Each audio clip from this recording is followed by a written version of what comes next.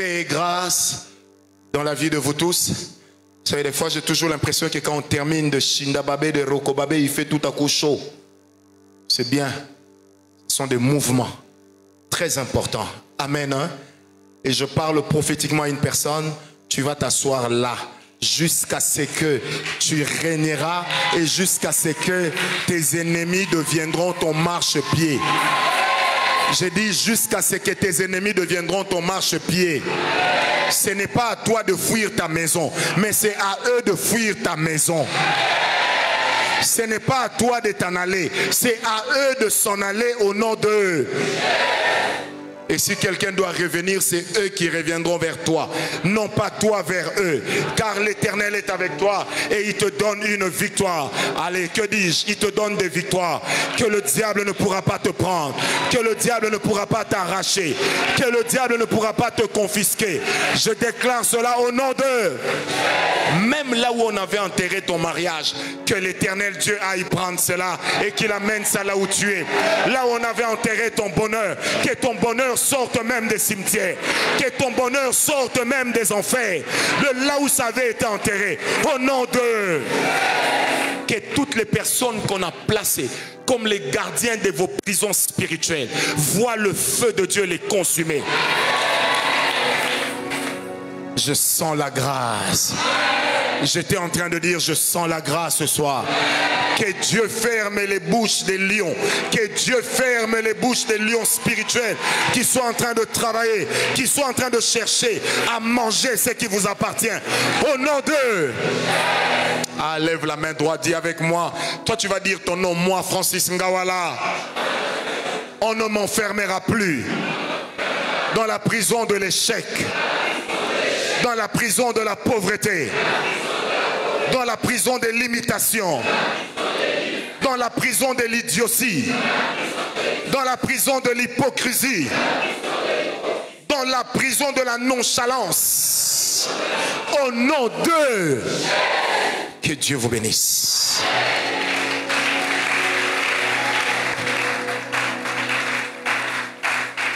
Je ne sais pas si vous vous rendez compte que après aujourd'hui, il ne nous restera que 4 séances. Bon, si on compte 2 pour dimanche, ça va faire 5. Amen. C'est juste comme l'impression qu'on n'a pas avancé. Parce qu'on n'est pas encore arrivé au milieu de mon enseignement. Mais comme il est écrit que je ne mourrai pas maintenant, j'aurai tout le temps de vous enseigner. Je sais qu'il y a plusieurs personnes en ligne qui étaient en train d'attendre les 40 lois spirituelles des autels. C'est déjà écrit dans mon livre, vous allez en trouver 27. Et comme l'enseignement est en train de croître, j'avais dit à Dieu, aide-moi à ne jamais enseigner la même chose 2 fois. Aide-moi, aide-moi. Ah, aide-moi. Parce que notre Dieu n'est pas un légaliste. C'est le Dieu qui est révélateur. Il nous révèle les choses que nous devons savoir. Il nous révèle les choses que nous devons comprendre. Il nous révèle les choses dans lesquelles nous allons naviguer. Et qu'il en soit ainsi pour nous tous. Au nom d'eux. Hier, on s'était arrêté à quel niveau? C'est notre chapitre 2, n'est-ce pas? Qui était simplement ce que fait prioritairement les autels. Ce que faisaient les autels, ce qu'accomplissaient les autels.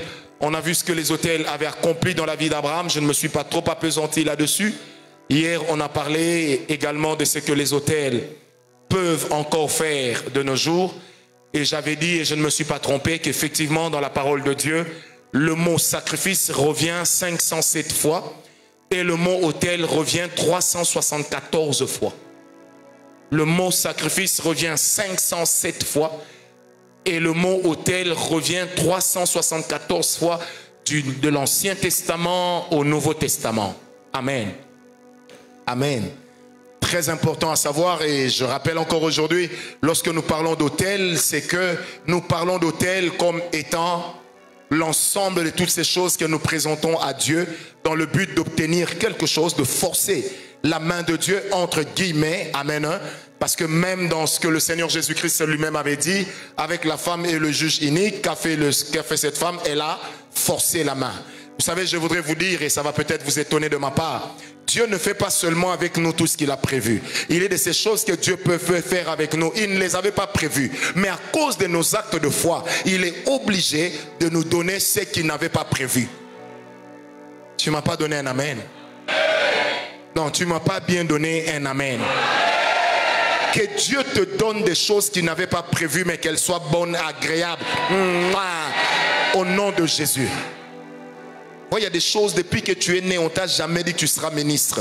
Et puis tout à coup, tu as tellement téléchargé le programme que quand le Seigneur lui-même voit, il dit non, ce petit-là, il ne peut plus être DG, faisons de lui ministre.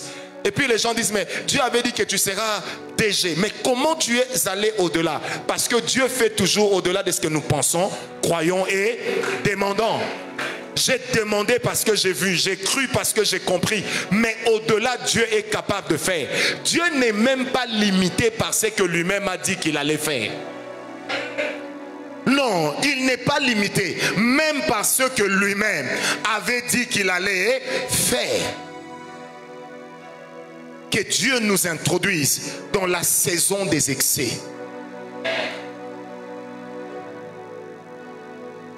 Que Dieu nous introduise dans cette saison. Que Dieu nous introduise dans cette saison. Nous sommes des hommes, mais nous ne mourrons pas pour laisser une histoire inconnue. Nous mourrons, nous laisserons une histoire que les autres vont chercher à étudier. Surtout ceux qui vont rater l'enlèvement. Amen, amen, amen. Que le nom du Seigneur soit glorifié. Que font les autels dans notre vie? Ne comparez jamais les autels que nous levons, nous bâtissons, nous apportons avec l'autel de la croix. C'est incomparable. Et comme je l'ai dit depuis dimanche, ce n'est pas parce que tout est accompli que nous n'avons plus de combat spirituel à mener. Amen. Qui ce soir croit qu'il a des combats spirituels dans sa vie? Moi je suis le premier. Qui le croit? Qui croit que pour lui tout est fini? Il est bien. Lève ta main. Pour toi, rien. Pour toi, vraiment, tout est bien. Tu as même la vie que tu aimes avoir. Comme ça, demain, installe-nous déjà la clim ici. Amen. C'est parce que, bien aimé, le combat spirituel, ça évolue en profondeur. Ça évolue en virulence. Ça évolue, je dirais même, en sauvagerie. En fonction aussi de ce que Dieu a déposé dans la vie de chacun. Nos combats sont toujours fonction de la qualité de l'élection divine que nous entretenons dans nos vies. Ce qui veut dire qu'il est de ces domaines dans lesquels le diable même ne va pas s'investir à attaquer tout le monde. Mais il est de ces domaines dans lesquels, là où les gens sont tranquilles, c'est seulement toi que le diable va attaquer. Parce qu'il sait que ton ascension, il sait que ton élévation vont absolument toucher ces domaines-là. Est-ce que quelqu'un me comprend? Il y a des gens qui peuvent te dire, moi je me suis marié, il n'y avait pas eu de problème, tout était nickel, je suis marié, tout va bien. Mais tu vas regarder, les enfants sont malades. Mais peut-être que toi, dans ta famille, il existe une loi contre les mariages. Même se fiancer est difficile. Tu es belle, mais même faire... Personne ne le fait. C'est parce que ne confondons jamais une chose. La doctrine du combat n'existe pas parce que nous ne sommes pas tous butés au même combat. Nous ne sommes pas tous butés aux mêmes réalités. Amen. Vous savez, mon ami le prophète Epaphras est là. Il a l'habitude de me donner cette phrase, de me dire cette phrase depuis des années. Il me dit toujours, Nahébité, comment tu fais pour tenir devant les combats que tu as? Un jour, je lui ai dit, moi-même, je me suis posé plusieurs fois la même question, jusqu'au jour où j'ai compris que c'est mon lot. Ça veut dire quoi que je fasse, je dois passer par là. Plutôt que de les éviter, qu'est-ce que je fais? Je les affronte. Amen. Je les affronte parce que nos combats sont inhérents à ce que nous sommes. Alors maintenant, retenez ceci. C'est que si nos combats sont inhérents à l'appel de Dieu dans notre vie, à la taille de l'élection divine dans notre vie, sachez que pour que le diable ou ceux qui sont du diable vous combattent, ils élèveront aussi des autels sataniques d'une profondeur très grande parce qu'ils savent que votre élection est puissante. C'est comme ça que des fois vous ne le savez pas. Vous venez à l'église, vous pensez que tout est normal, mais dans le monde des ténèbres, il y a des gens qui jeûnent. Juste pour dire que Mouteba n'évolue pas, que Mouteba n'aille pas de l'avant. Toi, tu as juste comme l'impression que c'est une affaire anodine. Mais eux, ils ont vu que si toi, tu décroches ce marché, eux ne vont plus rien décrocher. C'est comme ça que des fois les fils de ce monde sont devenus plus sages que nous. Parce qu'ils comprennent les enjeux. S'il y a des sorciers dans ta famille, il y a des magiciens, des occultistes qui savent que le jour où ce frère-là se marie, c'est fini, on ne va plus l'arrêter. Qu'est-ce qu'ils vont faire? Ils vont tout faire pour t'empêcher même d'être remarqué. Parce qu'ils savent que ton élection va passer par là. Et comme ils savent que tu es un homme esprit, tu es un homme spirituel, l'un des seuls moyens pour t'empêcher d'avancer, c'est quoi? C'est de poser des autels sur une terre afin que cette terre-là puisse commencer à te résister. C'est comme ça que des fois tu ne comprends pas que dans ta famille, il existe des morts qui le sont à cause de toi. Donc on a tué certaines personnes juste parce qu'on voulait t'atteindre toi. D'autres encore sont devenus des dommages collatéraux à cause du fait qu'on t'a raté. Est-ce qu'on me comprend? Monsieur Kaleka, tu comprends? Tu vois, quand Dieu te guérissait de la maladie là qui devait te conduire à la mort. Maintenant, imagine-toi, pour que toi qui sers Dieu comme ça, et que tu tombes aussi malade au point que tu saches que tu étais en train de mourir. Qu'est-ce que ces gens-là n'ont pas sacrifié pour t'atteindre? Parce que la Bible dit que seul le sang répond au sang. Ça veut dire que lorsqu'on veut couler le sang d'un homme, on fait d'abord couler le sang des personnes dont les vies aussi ont des étoiles, mais qui peuvent être supérieures à celles de l'homme en question, de sorte que le sacrifice que eux offrent puisse être plus grand que ce que toi-même tu représentes. C'est comme ça qu'à un certain moment, dans le combat spirituel, la taille de ce que nous apportons à Dieu compte. Arrêtez de dire Dieu regarde le cœur. Parce que ce qui est dans le cœur se traduit toujours par l'acte de la main. Si Dieu a de la valeur pour moi, je ne donnerai jamais à Dieu ce qui ne me coûte rien. Si Jésus était entré dans cette église ce soir et qu'il était en train de percevoir les offrandes, en voyant cette femme s'approcher pour ne donner que ce qu'elle avait, Jésus, le Jésus d'aujourd'hui aurait dit à cette femme, tu as besoin d'argent, attends que je te donne. Au lieu que Jésus le dise, Jésus a pris et puis il a commenté. Voyez cette femme, elle a donné tout ce qu'elle avait, mais il n'a pas rendu. Il y a ton voisin, il n'a pas rendu. C'est pourquoi il n'a pas rendu? Parce que l'une des clés de la bénédiction future de cette femme et de ses enfants passait par le fait qu'elle se soit détachée de ce qui avait de la valeur pour elle. Oh, donne-moi un amen. Est-ce que quelqu'un me comprend? Bien aimé, tout sacrifice paye. Dans le ministère, je vous le dis, à vous qui êtes dans le ministère, n'oubliez jamais que vos sacrifices pèsent sur la balance. Vous savez, lorsque l'ange a écrit « Menez, menez, tekel parchin », comptez, comptez, pesez, divisez, ne peut être pesé que ce qui a un poids. Ne peut être compté que ce qui peut se diversifier. Et l'Éternel Dieu compte aussi la valeur de ce que nous lui apportons. Oh, donne-moi un amen. Voilà pourquoi, bien aimé, dans Lévitique 27, l'Éternel se permet de dire à Israël, quand tu m'amèneras une offrande, il ne faut pas qu'il y ait dedans un animal chétif ou malade. Il ne faut pas. Pourquoi Dieu insiste sur la qualité de ce que nous lui donnons? Parce que, bien aimé, je peux être étonné, la qualité des choses que nous apportons à Dieu, avec nos cœurs, comme la plateforme qu'on appelle l'autel, ça combat pour nous et ça livre des batailles. Parce qu'il est de ces gens, là où toi tu crois que c'est rien, eux ils sont en train de travailler pour que toi tu ne montes pas. Bien aimé, la vie c'est un challenge. Quand Dieu te dit il fera de toi un grand, pour que toi tu sois grand, il faut qu'il y ait des gens qui soient petits. Maintenant, parmi ces gens-là qui devront être des petits, il y en a qui savent que pour que je devienne grand, il faut que je pose des actes de foi. Parce que hier, j'ai dit que les sacrifices que nous apportons à Dieu, les autels que nous élevons, sont des actes de foi. Or, la Bible dit que mon juste vivra par la foi. Même si j'apporte à Dieu des milliards, si ma foi n'est pas dedans, ça ne sert à rien. Il y a des gens comme ça. Ils savent. C'est pourquoi l'Éternel Dieu dira un jour à Israël, je donnerai l'Égypte, je donnerai l'Éthiopie en rançon pour toi. Parce que tu as dû. Souvenez-vous, quand nous lisons Apocalypse 18, à partir du verset 2, vous descendez. Vous allez vous rendre compte que tout homme dans le monde spirituel a un prix. Même Jésus-Christ a eu un prix. Aux yeux de ces pharisiens, aux yeux de ces religieux, la vie de Jésus-Christ valait 30 cycles d'or. Voilà pourquoi le jour où Judas, afin de se repentir, lorsqu'il est allé retourner cet argent, ces gens ont dit à Judas une parole. Ils lui ont dit, nous ne reprendrons pas cet argent parce que c'est le prix du sang. Une autre version dit, parce que c'est l'argent du sang. Ça veut dire que quand M. Judas prenait cet argent, il ne savait pas que ceux qui lui donnaient l'argent étaient en train d'acheter la vie de Jésus. Et c'est comme ça que j'ai toujours dit que dans les grandes transactions spirituelles, on utilise également l'argent. On utilise aussi le sang pour parvenir à sacrifier certaines personnes. Amen. Oh, donne-moi un amen. Lève ta main droite et dis avec moi, ma vie a du prix.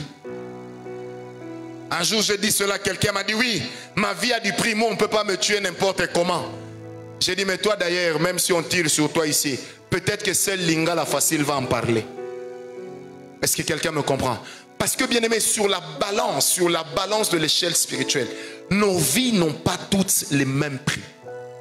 Le prix spirituel de nos vies dépend également et surtout de la destinée pour laquelle Dieu nous a suscités. Vous savez, le diable se concentre plus sur certaines personnes que d'autres.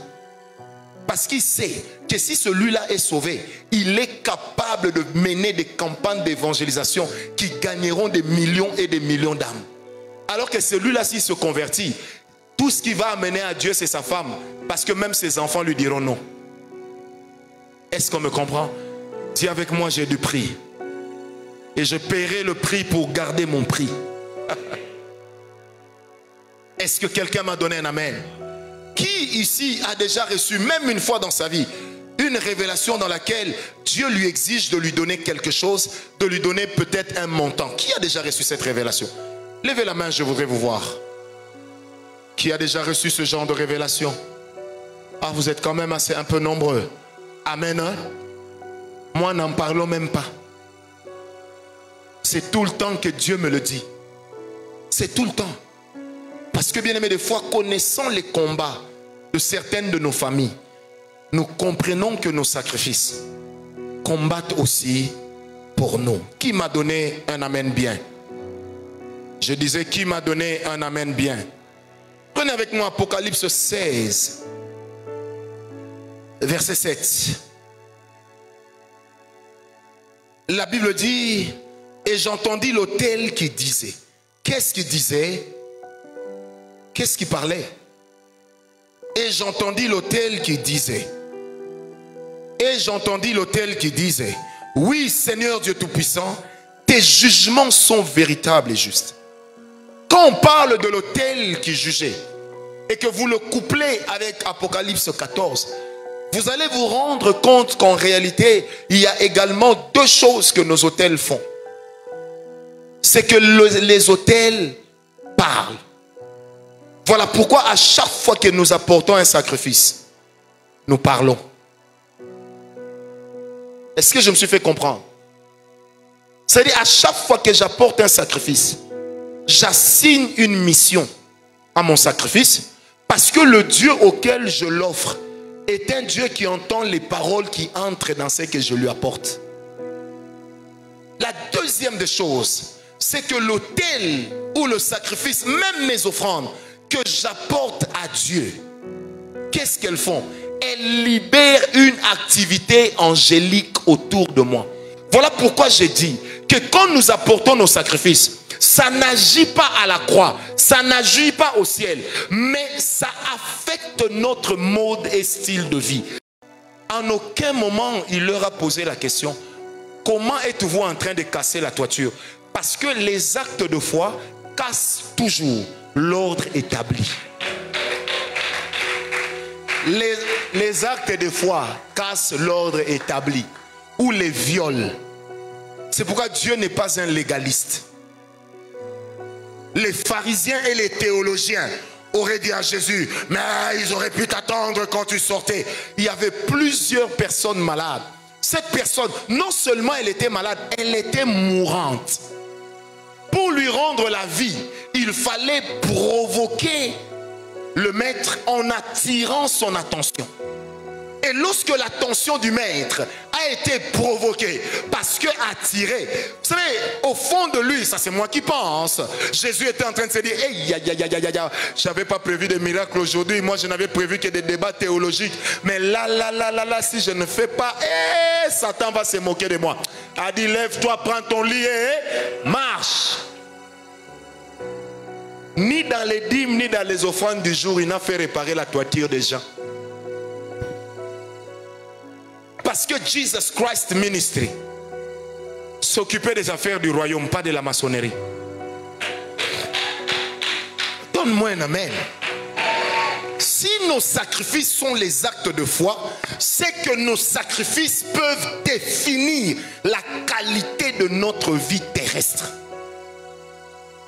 Si maman Titi et moi on a la même chose et que moi je peux me débarrasser de cette chose pour Dieu, je m'attendrai à ce que notre bénédiction ne soit pas pareille. Ah non! Je m'attendrai à ce que ce ne soit pas pareil. Pourquoi? Parce que dans le monde spirituel, il y a une conditionnalité qui est collée à la plupart des choses vers lesquelles nous allons. Et nos actes de foi, au travers de nos sacrifices, bien-aimés, ça parle pour nous. Le sorcier de ta famille est en train de faire Inga tata, Inga tata. Lui ne peut pas voir ses postes. Inga tata, Inga. Il élève des sacrifices. Il fait des enfants. Il les sacrifie. Il prend une femme là-bas. Il la sacrifie. Il va trouver une autre copine. Il la sacrifie. L'autel de la croix protège ta vie. Qui m'a donné un amen. Mais maintenant, qu'est-ce qui se passe? Tu n'as pas seulement besoin d'être protégé, mais tu as aussi besoin que la qualité de ta vie change. Oh, pour que la qualité de ta vie change, c'est là que ta foi agit. Pourquoi? Parce que les actes de foi amènent Dieu dans les domaines que nous l'indiquons. Ça amène l'action de Dieu. Là où nous lui indiquons, là, j'ai besoin de toi. C'est pourquoi j'ai toujours dit aux gens, si vous commencez à prêcher les hôtels pour avoir l'argent, vous aurez l'argent, c'est vrai. Mais ce ne sera pas de l'argent pur. On prêche les hôtels pour amener les enfants de Dieu à parfaire la qualité de leur vie terrestre. Parce que bien aimé, nous n'irons pas au ciel pour régner. Nous allons régner sur qui au ciel? C'est sur la terre qu'on peut régner. Parce que cette terre appartient à notre Dieu. Et il n'y a que cette terre qui nous a été donnée. Est-ce que je peux te parler? Dieu ne nous a pas donné le ciel. Il nous amènera au ciel pour lui. Mais il nous a envoyés sur terre pour nous.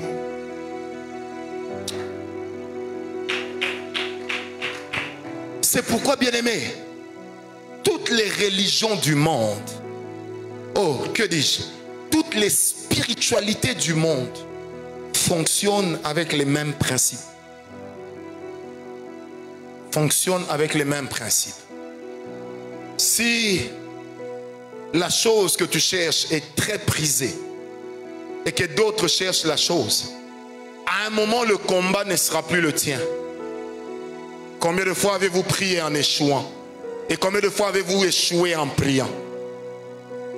Ajoutez à la prière la persévérance. Ajoutez à la persévérance la grande foi.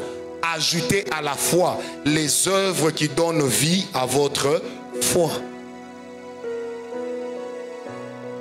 Vous savez, lorsque Jésus passait, c'est ma femme qui l'a d'ailleurs prêché il y a 2 mois.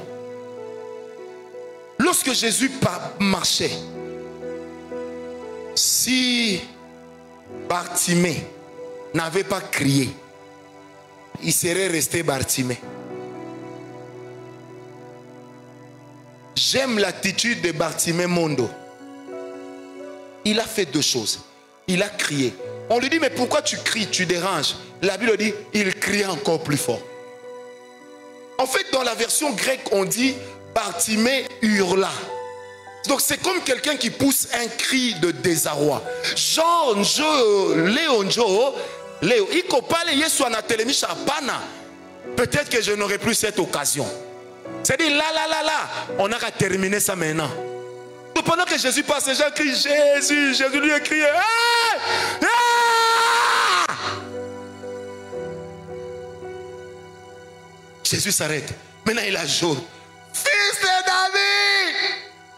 Hey, pitié de moi! Hey! Comme si c'était le fils de David qui l'avait rendu malade. Jésus dit, mais qui a crié? Non, ce soyez-là, c'est de la Tanzanie, vous ne connaissez pas ça. C'est comme si Jésus disait, qui crie aussi fort? Les gens lui disent, mais tout le monde crie. Jésus dit, non, tout le monde crie. Mais il y en a un qui a crié, dont la voix ne venait pas de sa gorge, mais venait de son cœur. Jésus se tourne et dit, que veux-tu que je fasse pour toi? La Bible dit, les gens bousculaient Bartimée. Même quand on l'a bousculé, il n'a pas fléchi. Oh, l'homme qui crie est aveugle. C'est-à-dire, il ne sait même pas dans quel... Maintenant, Jésus dit, qu'est-ce que tu veux que je fasse? Vous savez, c'est comme si Bartimée voulait dire à Jésus, j'ai déjà payé le sacrifice de crier, de me faire entendre. Maintenant, je parle la voix de mon cri, que je recouvre la vue. La Bible dit, le Seigneur Jésus lui dit, que tes yeux s'ouvrent. Au même instant, Bartimée a repris à voir. Mais si Bartimée n'avait pas posé un acte de foi, il n'y aurait rien eu. La bénédiction ne vient pas par plusieurs chemins. Ça ne vient que de Dieu. Mais quelquefois, permettez-moi ce langage, il faut agresser Dieu. Je n'ai que ça. Simba. Oh, la lumière et ayo. Oh, Dieu est tellement Père responsable. Il va se dire, en soi, ils ont dit, to pétio ya simbi singa touche. Na petit carré. Oh, on a ta penalty ta mesité. Donc ça dit que ce petit, il m'a mis hors jeu. Amen.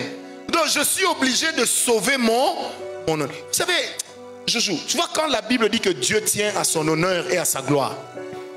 Est-ce qu'un Dieu a besoin d'honneur? Qu'est-ce qui donne à Dieu l'honneur? C'est quand il accomplit les choses qui sont dans nos attentes, que ça lui donne de l'honneur. Quelqu'un m'a compris? Bien aimé, lorsque cette femme à la perte de sang a touché le pan de la robe de Jésus, pensez-vous que Jésus avait prévu sa guérison ce jour-là? Pas forcément. Jésus a dit, mais quelqu'un m'a touché. Les disciples ont dit non, mais tout le monde te touche. En fait, Jésus voulait leur dire, pour que cette femme arrive jusque là où je suis, elle a certainement dû bousculer les personnes musclées. Donc, elle a payé le prix. Mais le cœur avec lequel elle m'a touché, ce n'est pas le cœur avec lequel tout le monde me touche. Elle m'a touché avec une attente. Et la Bible dit, quand Jésus se tourna vers elle, elle tremblait. Vous savez ce que ça signifie? On ne tremble que là où on voit que celui devant qui on se tient, on n'est pas du même niveau. Alors quand elle tremblait, c'était, mais qu'on a péché, j'ai péché. Est-ce qu'il ne va pas me livrer aux Romains? Et c'est là que cette femme fera comprendre à notre maître que quand elle a touché le pan de sa robe, elle a été guérie. La providence divine nous amène à comprendre certains messages, certaines paroles, lesquelles en les appliquant nous introduisent dans les exigences de la saison. Vous savez, il y a 3 ans, je suis en train de prêcher à Bruxelles, chez un apôtre. D'abord, quand je suis arrivé, je suis tombé très malade. À l'hôtel, très malade. Alors, très malade. Ma langue était devenue noire. Noire. Me lever du lit chaque matin sur une semaine que j'ai passée, j'ai fait ça. C'était un vrai parcours de combattant. La sœur Nathalie était au courant. Parce que d'ici, elle m'avait même cherché un médecin. Donc j'étais très mal. Mais quand on est venu me prendre pour aller prêcher, la sœur Nathalie m'a dit, hé Père Franck, ne pars pas. J'ai dit, sœur Nathalie, je sais qu'il y a certainement de mauvaises choses dans mon corps. J'irai servir Dieu. Si je dois mourir, que je meure sur mon champ de bataille. Et qu'on voit si Dieu, le Dieu des autels, n'est pas capable. Frère, vous savez ce qui arrivait? Chaque jour quand j'arrivais à la chair, je reprenais des forces. Dès que je descends, je perds mes forces. Chaque jour. Et je faisais des petites interventions. Le dernier jour, je termine l'intervention et j'étais sur un dossier. Et j'attendais la main de Dieu pour décanter ce dossier. J'avais fait 6 mois sans voir ma femme et mes enfants. Donc je suis un père très attaché aux enfants. Moi, mes grands amis, ce sont mes enfants. On discute comme des amis. Ma meilleure amie, c'est ma femme. Parce que moi, ma femme, elle est concubine. Elle est petite amie. 6 mois. Et j'ai dit à Dieu, je veux que cette situation... Vous savez, je parle. Quand je finis, je vais m'asseoir. Le Seigneur me dit clairement, prends ta plus belle voiture. Là où tu es, donne. J'ai dit, mais je ne suis pas avec ça ici. Et cette voiture, j'ai aimé cette voiture. Oh non. Vous savez, il est de ces voitures, quand tu entres, tu sens l'affection. J'ai appelé à l'époque le frère Rudy. Je dis, frère, j'ai envoyé quelqu'un prendre la voiture. Libère ça. Libère-la. Il dit, vieux, j'ai dit non. Libérez la voiture. Dis à tout le monde qu'on libère cette voiture. On a libéré la voiture. Quand le frère est venu prendre ça, il a démarré en faisant la marche arrière. Au portail de ma maison, rotule, amortisseur, hein, ballon. Ikopale anaku, isha. Anamukubisha. Donc ça veut dire que ça s'est courbé. Amen. Maintenant Rudy m'appelle. J'ai commencé à me dire, est-ce que j'avais écouté vraiment Dieu? Maintenant l'Esprit de Dieu me dit clairement, tu connais l'histoire, tu ne donneras pas à l'Éternel ton Dieu un animal boiteux. Entre-temps, je devais me faire soigner. C'était urgent. Je savais que je devais me faire hospitaliser. Le jour où on finit, le prédicateur, l'hôte, me dit, prophète, j'ai vu le sacrifice que vous avez fourni vraiment, malgré la santé. Il m'a remis 2500 €. J'ai pris. Dès que j'ai pris l'argent, tout content, j'ai dit, je vais essayer de trouver un rendez-vous à l'hôpital. L'Esprit de Dieu m'a dit, tu ne donneras pas à l'Éternel ton Dieu un canard, un animal boiteux. J'ai dit à Dieu, j'ai déjà accepté de te donner la voiture là. Vais-je encore te donner ma santé? Frère, j'ai appelé le frère ce jour-là, j'ai appelé mon assistante. Je lui ai dit, je t'envoie tout l'argent. Cette voiture doit être au point. Parce que je dois donner à Dieu ce qui est parfait. Et ça m'a coûté tout l'argent qu'on m'avait donné. Nous sommes dimanche après-midi. Vous savez ce qui s'est passé? Le lundi qui a suivi, je me suis réveillé guéri. Donc la langue, la couleur de ma langue est devenue normale. Si je crachais, il y avait du noir dedans. C'est devenu normal. Blanc comme je n'en ai jamais eu. Et au même moment, la chose que je cherchais, quelques temps après, j'ai appelé maman Titi. Je lui ai dit, c'est bon. Dieu a agi. Est-ce que vous comprenez? Qu'on ne vous trompe pas. Il est de ces choses. Pour les avoir, ça vous demandera de poser des actes de foi. Vous savez, un jour, j'arrive à l'église ici. Je trouve une maman là dehors. Vraiment, genre, qu'elle est décidée à ce que je ne passe pas. Et comme les Morgan, Dieu leur a donné un peu plus de biceps, mais pas de femmes. Ils ont voulu, j'ai dit non, non. J'aimerais écouter cette femme. Je ne sais pas si tu te rappelles. Elle avait son petit sac. Une vieille maman, vraiment une maman. Elle m'a dit, plus âgée que notre maman Eugénie nationale. J'ai dit, madame. Elle m'a dit, papa, vous voyez les problèmes que j'ai? S'il n'y a pas de solution, ça là, c'est mon matelas. Je vais dormir ici. Les larmes ont coulé de mes yeux. J'ai regardé cette femme qui pouvait être ma mère.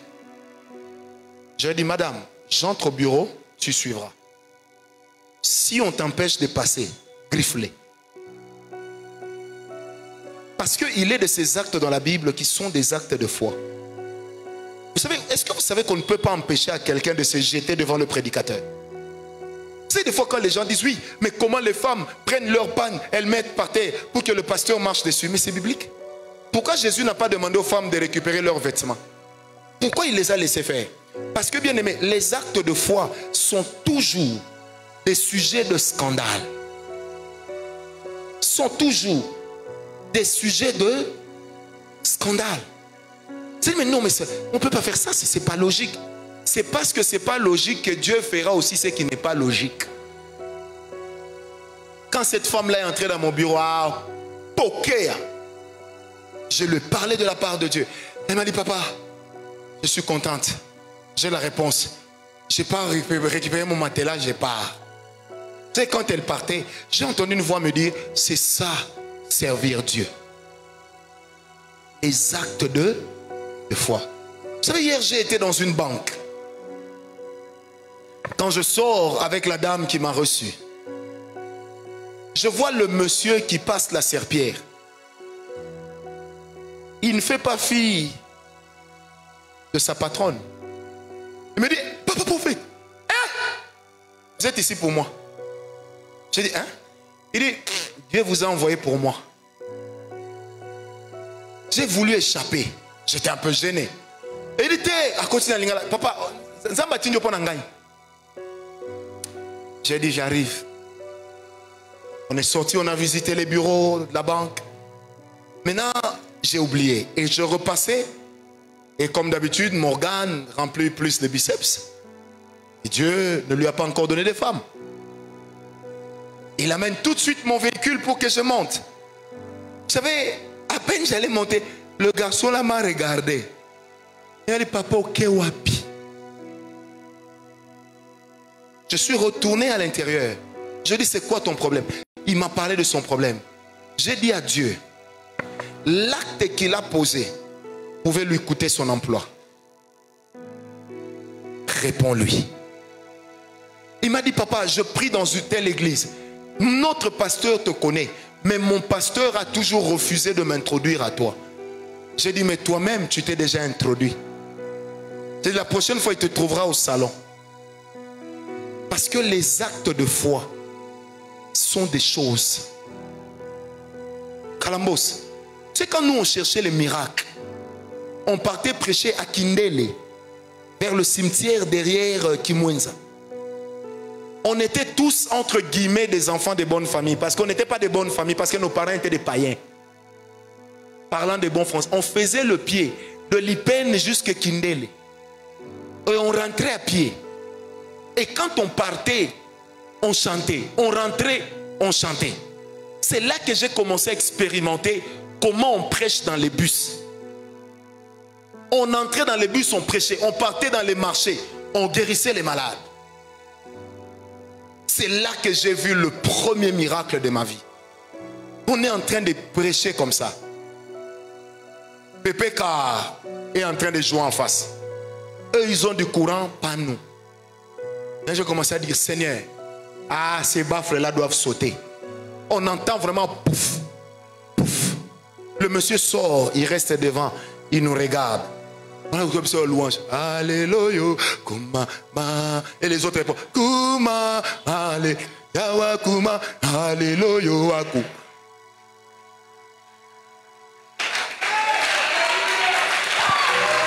Amen. Frère, un moment où une maman s'approche, elle a un enfant depuis qu'il est né. Les jambes ne tiennent pas. Donc si vous laissez l'enfant, vous savez, il y a des handicapés et des ébossonos. Si l'enfant peut prendre la jambe et puis J'ai regardé cet enfant. La maman était jolie. J'ai dit à la maman, Dieu ne m'a rien dit. J'ai sorti l'offrande de ma poche. J'ai mis moi-même dans les paniers. J'ai dit, madame, j'ai fait cette offrande pour la guérison de ton enfant. J'ai tenu les jambes de l'enfant. J'ai entendu crac. On a déposé l'enfant. Il était debout.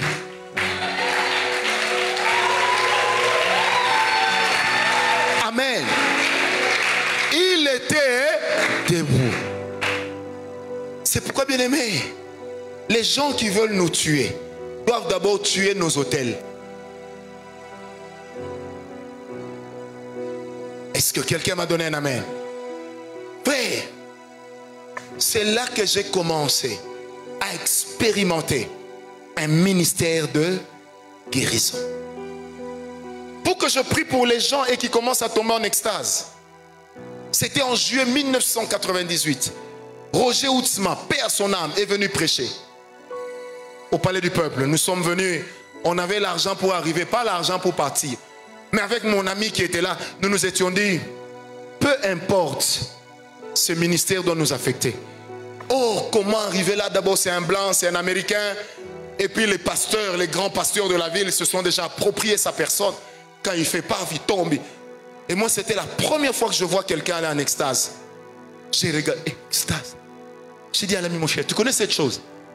Il m'a dit oui. J'ai dit, mais comment arriver là-bas?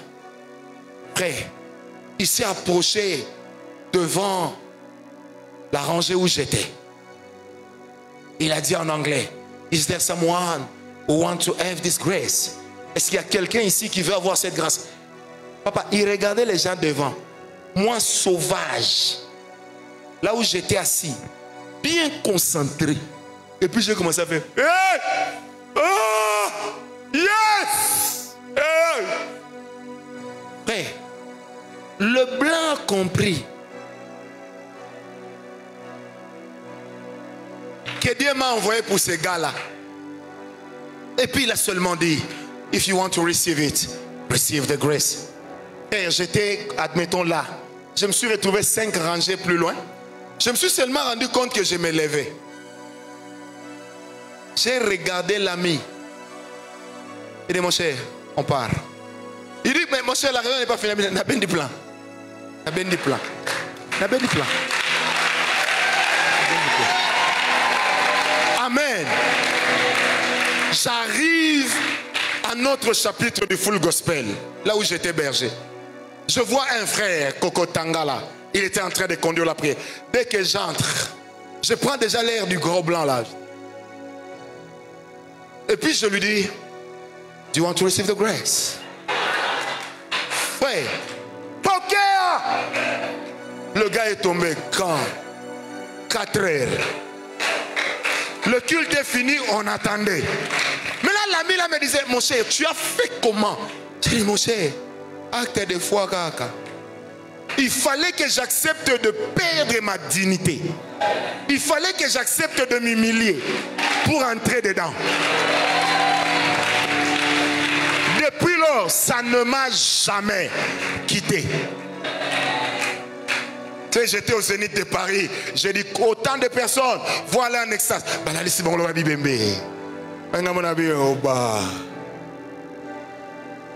Parce que la Bible dit tout don, toute grâce, ça veut dire il y a don et don, il y a grâce et grâce.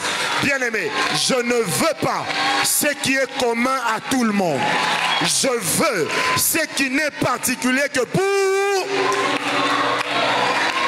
Je paierai le prix, même si les gens vont m'insulter, vont se lever, je vais le faire.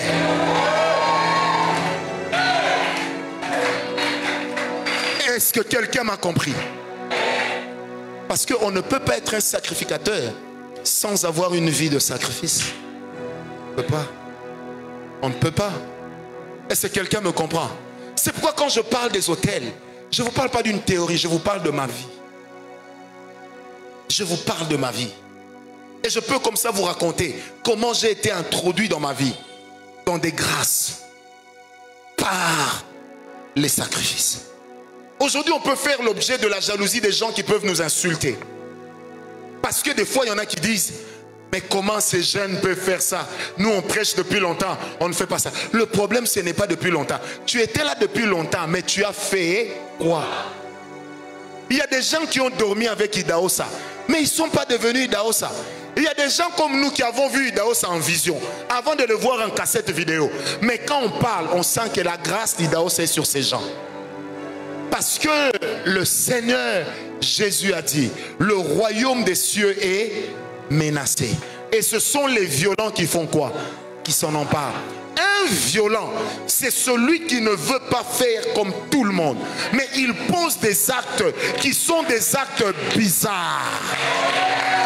Bizarres. Et notre Dieu fait aussi des choses bizarres. Une femme qui grandit avec un seul sein, quand elle voit le miracle, elle est capable d'enlever sa blouse et de dire, regardez-moi. Certains, les francophones vont dire, c'est pas possible. Ah, mais c'est un marque de pudeur. Depuis qu'elle avait la pudeur, le sein n'était pas là. Un jour, je suis en train de prêcher comme ça. On était un groupe de 7 et je prêchais. J'ai senti la chose. J'ai dit, je sens la chose. Une sœur m'a dit, prophète, mon sein ici est petit, comme celui d'un enfant de 8 ans. Celui-là est normal. Elle me dit, je mets des chiffons. Tu sais, j'étais un peu gêné. Elle me dit, prophète, posez la main, ça doit pousser. Moi, j'ai bien grandi, hein. J'ai cherché. Puis au lieu d'imposer la main, j'ai regardé sa poitrine. J'ai fait ça. Puis j'ai dit à une des sœurs, allez à la toilette. Revenez avec des nouvelles. Elles sont allées. Quand elles sont revenues, la sœur voulait enlever les habits.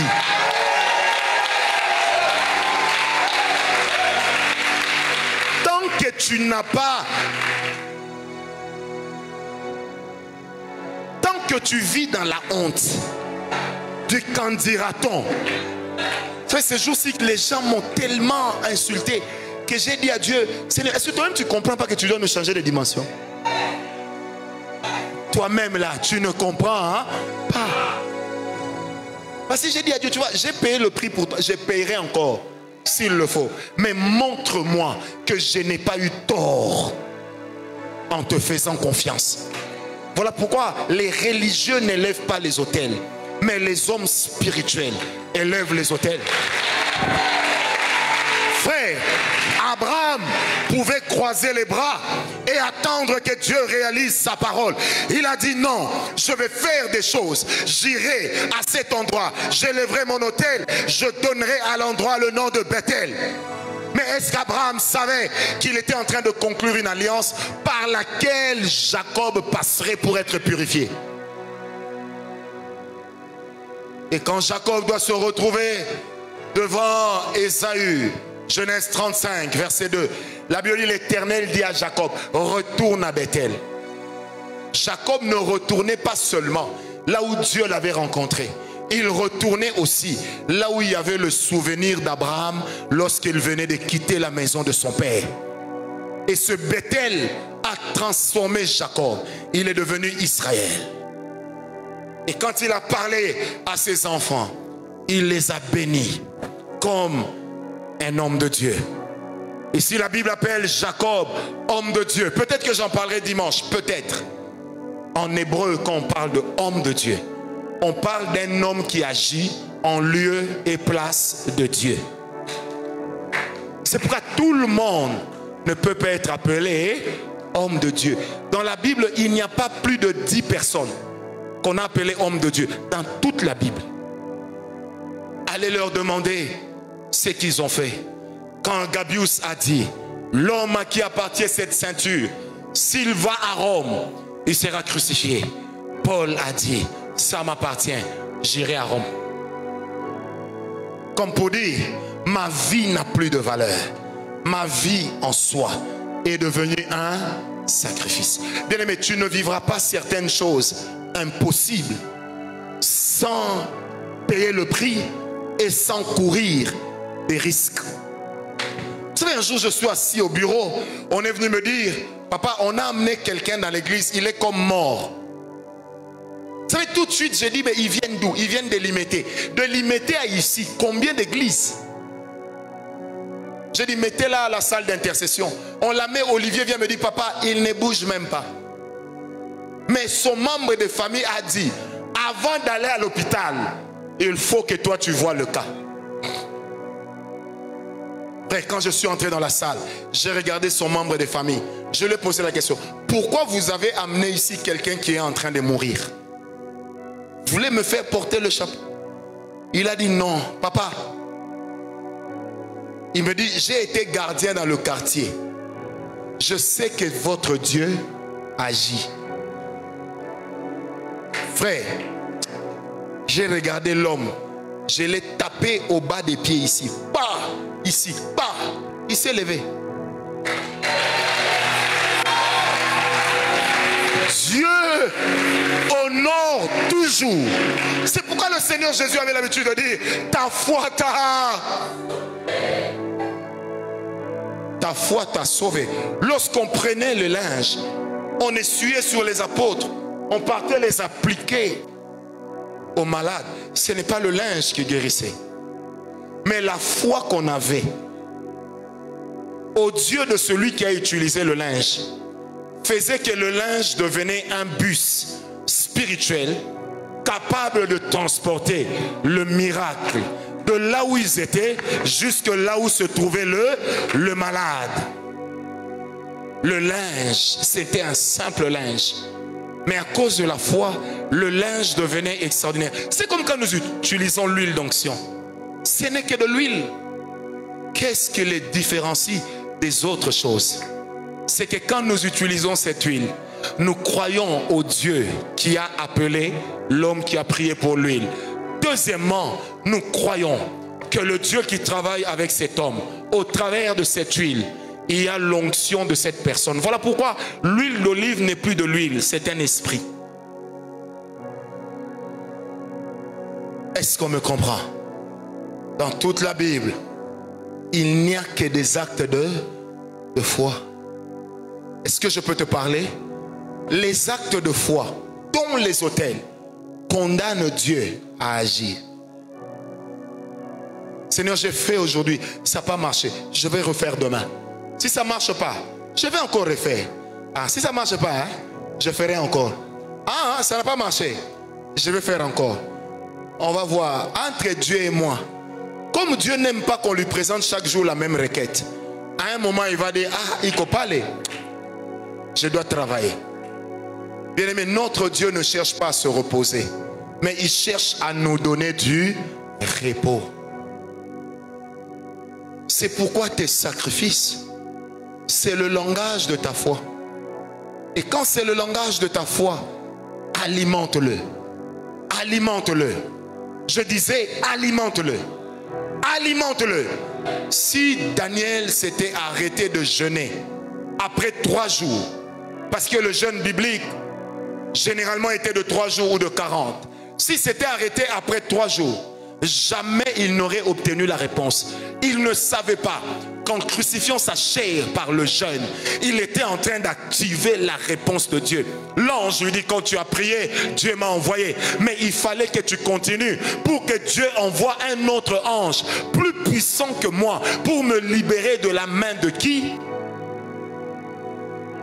De la main de l'ange de Perse. Mais écoutez, j'aime bien cette partie. La Bible dit, l'ange Gabriel lui dit, en te quittant et en retournant, je rencontrerai l'ange de Perse. Il me persécutera. Une manière de dire, puisque tu as payé le prix, je payerai aussi le prix pour toi. Puisque tu as payé le prix, je vais payer. Vous savez, il y a des anges qui chôment. Il y a des miracles qui chôment. Qu'est-ce qui fait que ça chôme? C'est parce que les gens qui les cherchent ne sont plus là. Nous sommes dans l'évangile qui dit, toute chose concourt au bien de ceux qui aiment Dieu. Frère, si je ne mange pas, Dieu gagne quoi? Si je ne gagne pas, Je ne mange pas, Dieu gagne quoi? Je me rappelle un jour, je suis à Paris, dans un aéroport, dans un hôtel à l'aéroport. Je vois une de nos mamans ici. Elle entre, masse aux pieds, masse aux mains. Et je regarde comment elle est, j'ai pitié. Et tous les blancs la regardaient genre, oh. Sans le lui dire, dans mon cœur, j'ai dit à Dieu, cette femme est quand même quelqu'un d'élevé dans sa société. Elle est cadre. Si elle peut se présenter comme ça, c'est qu'elle croit que je peux faire quelque chose. Oh, moi-même, je sais qu'il n'y a rien. Je ne sais rien faire. Moi, je me réfère à toi. Elle est rentrée. Avant qu'on se sépare, je lui ai dit, maman, ta maladie est partie. Un jour, on avait projeté l'histoire de sa guérison ici. Elle a demandé lui qu'est-ce qu'elle avait offert. Nos hôtels, c'est notre foi. Voilà pourquoi dans Daniel 9, 27, je descends. La Bible dit que lorsque l'Antichrist sera en train de mettre en place son système, il nous empêchera d'amener nos holocaustes, d'amener nos sacrifices, nos offrandes. Pourquoi il les empêchera? Parce qu'il est de ces domaines dans lesquels nous ne combattons le diable que par nos sacrifices. Tout le monde peut prier, mais tout le monde ne peut pas sacrifier. La prière ne répond pas à tout. Il y a des choses qui résistent à la prière. Donne-moi un amen. Je répète, il y a des choses qui résistent à la prière et qui ont besoin. Vous savez, la prière n'est pas un acte de foi. Parce qu'il y a des gens qui prient sans croire que Dieu va agir. Mais ceux qui posent des actes de foi, maman Titi, si je donne à Dieu, si tu ne crois pas que Dieu me répondra parce que je lui ai donné, c'est quoi ton problème? Un, c'est ma vie. Deux, c'est que je donne, c'est à moi. C'est quoi ton problème? C'est quoi ton problème? Regarde un peu ton voisin, dis-lui, mais ne m'empêche pas de croire. Dis-lui bien, ne m'empêche pas de croire. Si moi j'ai décidé de croire, ça te dérange en quoi? Que personne ne soit le contrôleur de la foi des autres. Si ma foi me dit que je dois faire ça, je vais le faire. Moi si ma foi me dit prends la voiture, la donne à X, je vais le faire. On parlait avec le prophète Epaphras. J'avais racheté leur ancienne Jeep Mercedes. Quand j'ai pris ça, l'Esprit de Dieu m'a dit, fais très bien arranger ça. J'étais même pas au pays, j'avais fait 5 mois et demi absent. J'ai appelé Morgan, il est là. J'ai dit, prends ça, va donner ça à ce pasteur. Quand le pasteur a reçu, il a dit à papa Epaphras, il dit, depuis plus de 30 ans que je sers Dieu, c'est la première fois que je vois un serviteur de Dieu me faire un tel cadeau. Cadeau, sacrifice. Regarde ton voisin, dis-lui, et salaka. Ah, dis-le lui bien. C'est dit, j'ai refusé de prendre de l'argent. Et pourtant, je passais une période difficile. Difficile. Et financièrement, et émotionnellement, et sentimentalement difficile. Mais en ce temps-là, Dieu m'a donné une parole. Francis, certaines choses ne se produisent pas dans ta vie. Parce que tu élèves des autels. Il m'a dit, sans ça, tu ne peux imaginer le nombre de choses qui se seraient produites dans ta vie, le nombre de choses qui te seraient arrivées. Regarde ton voisin, dis-le, ne m'empêche pas de croire. Non frère, dis-le lui bien, ne m'empêche pas de croire. Vous savez combien de fois, sans que vous le sachiez, des fois on a pris le dimanche ici, et dîme, et offrande, et action de grâce, tout, on a donné ça à quelqu'un. On ne vous le dira pas. Tu sais, des fois les gens vont dire, oh mais comment le prophète fait? Comment le prophète fait? Je paye le prix. Parce que j'ai compris que les choses difficiles, je ne peux les bouger que par mes actes de foi. Je peux les bouger. Je connais la famille de laquelle je viens. Je connais les difficultés idoines à ma famille. Je connais les choses compliquées. Je ne peux pas donner n'importe quoi. Quand le prophète Epaphras construisait cette église, c'est lui qui a construit. Je lui ai dit, on te paye combien? Il m'a dit, mon cher, c'est mon sacrifice. Du début à la fin, il n'a pas pris $1. Oh, pour tout ce qu'on a dépensé ici, plus de 600, 700 000 $. Combien on pouvait le payer? Il m'a dit que Dieu voit. Je le fais pour lui. Un jour, il m'a dit que Dieu se souvienne seulement de mes enfants. Frère, ne m'empêche pas de croire. Si toi, tu ne crois pas qu'il faut élever les autels, c'est pourquoi tu as la vie que tu as. Moi, je crois, même si j'ai encore la petite vie que j'ai, je ne peux pas terminer comme ça. Maman Kelly, tu as compris? Donc, je ne peux pas terminer comme ça. Ah non, tu sais, moi, je suis arrivé au niveau de dire à mes enfants, si papa meurt aujourd'hui, rappelez à Dieu que notre papa, il a tout vendu pour toi. Il a donné des parcelles à toi. Il a vidé des comptes bancaires qui nous revenaient pour toi. J'ai dit, dites à Dieu, Dieu, notre papa était prophète. Quand ça allait mal, il te donnait. Quand ça allait bien, il t'adorait. Vas-tu nous abandonner? J'ai un de mes garçons qui m'a dit, papa, fais seulement semblant de mourir, tu verras, tu peux compter sur moi. Amen. Est-ce que tu comprends, Kalambos? Donc il y a des choses. Il y a des choses. On veut tous briller. Vous savez pourquoi il y a des gens qui vont dans l'occultisme pour prophétiser? Vous savez pourquoi il y a des gens qui vont dans l'occultisme pour guérir les malades? Pourquoi il y a des gens qui vont dans l'occultisme qui prêchent sanctification alors qu'ils sont déjà devenus des sorciers et qu'ils volent la nuit? Ils sortent de leur corps avec des côtes. Savez-vous pourquoi les gens le font? Parce qu'il y a une crise de la foi. C'est parce que nous ne voulons pas payer le prix. Quand je paye le prix, je paye le prix. Vous savez, j'ai appris une chose, papa Alain. Quand on me dit, papa, on a vu tu as des problèmes avec maman Nana, hôtel. Quand on me dit, on a vu maman Nana malade, hôtel. On a vu on t'a empoisonné, tu es mort, hôtel.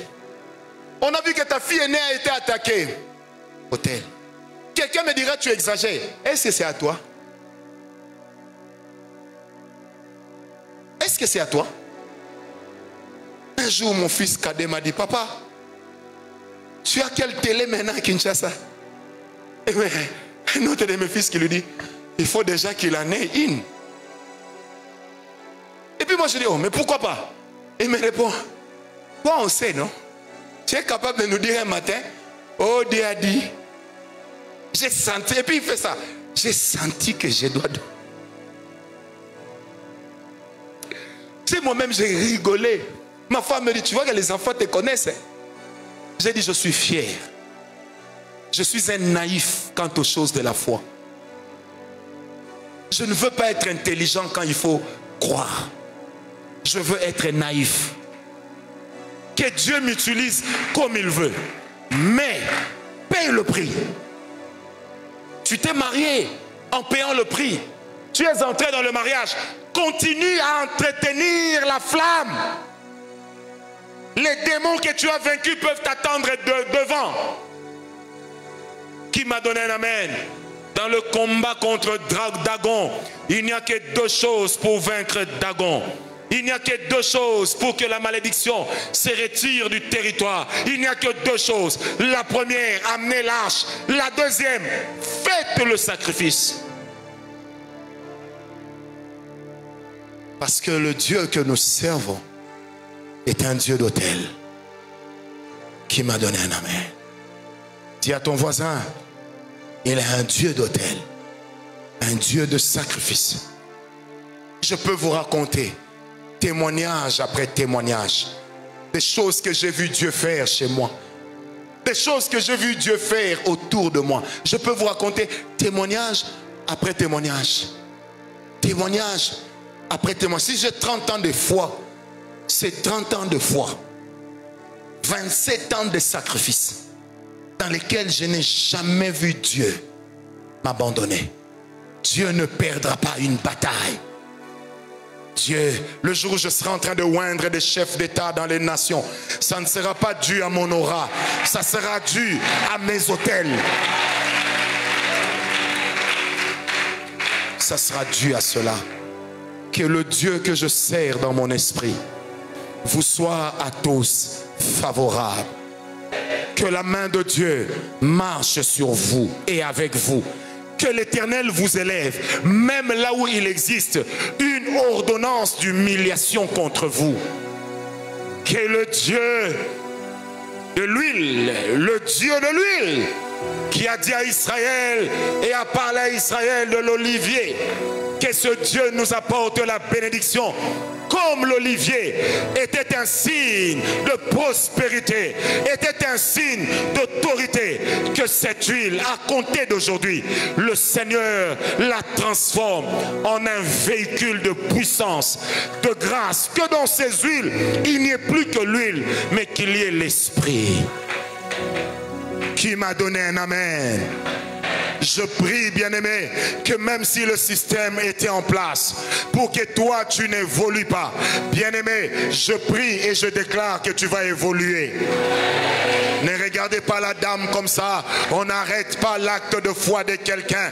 On n'arrête pas ça, c'est biblique. Je prie que le Dieu que je sais vous bénisse au-delà de la mesure.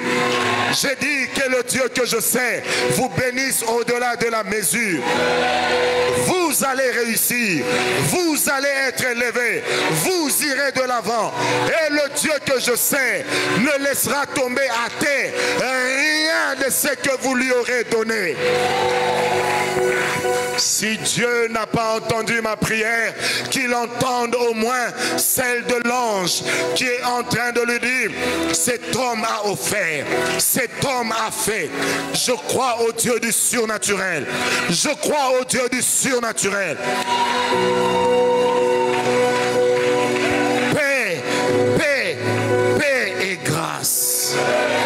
Je disais paix, paix, paix et grâce. J'étais en train de dire, si Dieu peut confondre en une journée les ennemis de ton mari, pourquoi ne le ferait-il pas contre les autels de sa famille? Paix, paix, paix et grâce. Paix, paix, paix et grâce. Que Dieu oublie tout, qu'il oublie même nos désirs, mais qu'il n'oublie pas que lui-même a dit: mon juste vivra par la foi. Mon juste vivra par la foi.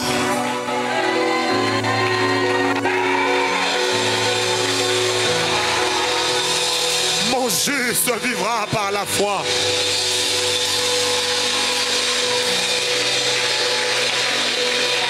Mon juste vivra par la foi. Mon juste vivra par la foi.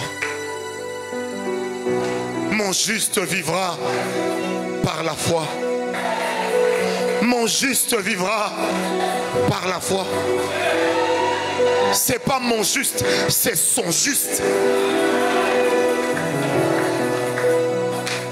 Que le Dieu de gloire, le Dieu des alliances, vous bénisse. Prospérez. Guérissez de vos maladies. Sortez de vos tombes. Ressuscitez. Devenez des personnes renouvelées. Que là où on avait dit c'est impossible, que ça devienne. Dieu n'a jamais dit que tout sera facile à celui qui croit. Mais Dieu a dit tout sera possible. Possible veut dire qu'il y aura un combat. Mais à la fin, c'est la foi qui va gagner. J'ai commis des erreurs dans ma vie, mais il y a une erreur que je ne peux plus commettre. Je ne peux plus jamais douter de ce que Dieu me dit. Je ne peux plus jamais douter de ce que Dieu met dans mon esprit. Que le Dieu de gloire te bénisse. Que la paix de Dieu s'attache à toi. Que la main de Dieu te pourchasse. J'ai dit que la bénédiction te pourchasse parce que ce soir, elle t'est destinée. Si quelqu'un est avec moi, qu'il crie yes. Je disais qu'il crie yes.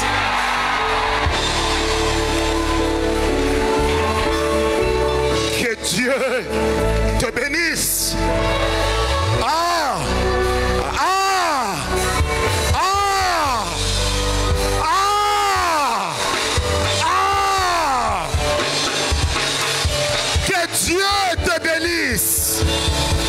Que Dieu te bénisse.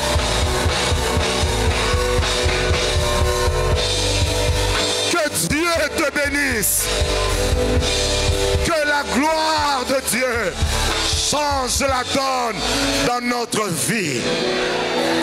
Que ça change. À la fin, je dirai un jour, je n'ai pas eu, je ne me suis pas trompé de chemin en croyant à ce Jésus. Non, je ne me suis pas trompé de chemin. Je ne me suis pas trompé de chemin en croyant à Jésus. Paix et grâce, et que la main de Dieu entre dans les domaines les plus compliqués de vos vies. Hosanna au fils de David, et paix sur la terre à ceux qui lui sont agréés. J'ai sacrifié hier, je sacrifierai encore. Que Dieu vous bénisse.